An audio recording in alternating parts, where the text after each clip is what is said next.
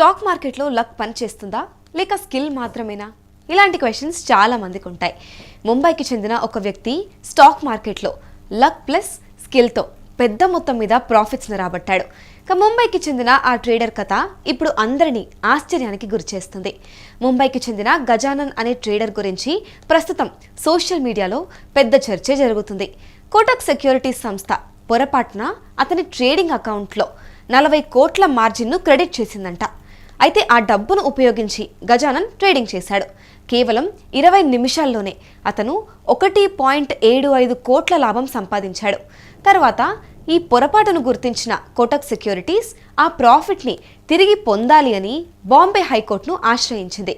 ఇక ఈ కేసును విచారించిన కోర్టు కీలక వ్యాఖ్యలు చేసింది. ఆ ప్రాఫిట్ ట్రేడర్ స్కిల్ వల్లే వచ్చింది అని పేర్కొంది.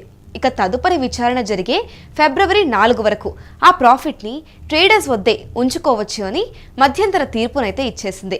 ఇక ఒక్క విషయం అయితే నిజం, స్టాక్ మార్కెట్లో లక్ ఒక్కసారి సహకరించవచ్చు, కానీ ప్రాఫిట్ తెచ్చేది మాత్రం నిజమైన టాలెంట్ మరియు స్కిల్ మాత్రమే.